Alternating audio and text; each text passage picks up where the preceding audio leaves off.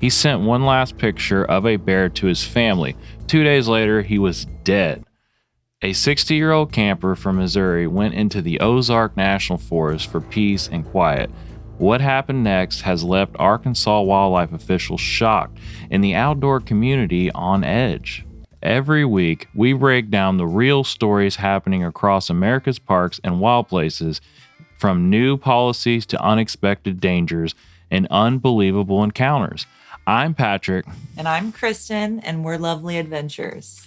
And this channel is all about exploring the connection between people and public lands, where beauty and tragedy often exist side by side.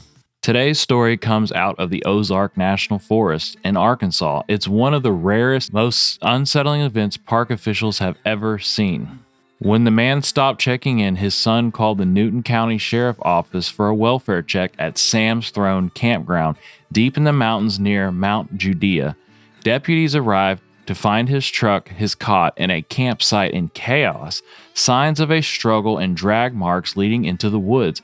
A short distance away, they found his body. The injuries were severe, consistent with a large animal attack. Investigators later confirmed he texted his family photos of a small bear wandering through the campsite just 2 days earlier. Sheriff Glenn Wheeler told reporters, "We know without a doubt that a bear was in the camp with our victim. The injuries absolutely are consistent with a bear attack." Officials from the Arkansas Game and Fish Commission and U.S. Forest Service sealed off the recreation area. A biologist found paw prints nearby and evidence that the victim's body had been dragged nearly 180 feet from his cot. "We're setting traps and cameras," said the AGFC spokesperson Keith Stevens. "This is right in the middle of bear country, so it's difficult to tell which bear was involved," Sheriff Wheeler added. "Until the autopsy is complete, we can't say 100% it was a bear, but everything strongly indicates it." While officials work to confirm which bear was involved, it raises a serious question: why now? Arkansas's bear population has recovered dramatically over the past few decades.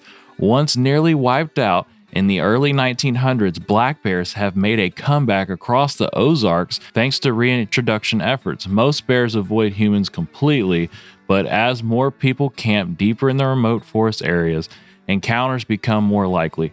Experts say even small things like leaving snacks out or cooking near your tent can draw a curious bear right into camp. Bear attacks in Arkansas are almost unheard of. Until now, just last month, a man in Franklin County was killed by a black bear, the state's first fatal attack in over a century.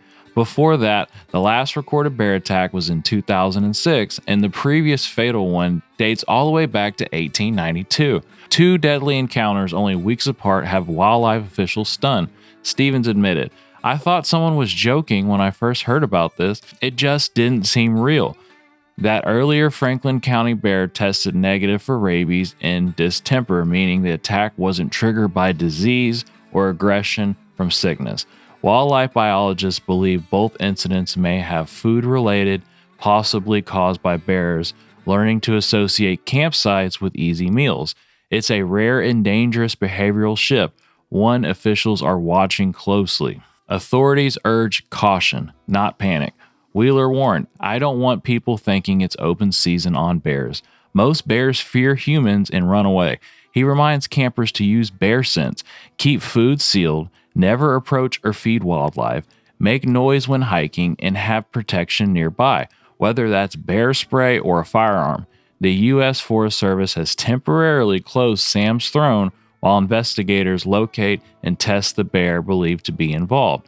In the days since the Newton County attack, the Forest Service has been working with the Arkansas Game and Fish Commission to expand warning signs and educate visitors about bear safety. They're also reviewing whether current campsite waste rules and bear-proof container requirements are strong enough for growing wildlife populations.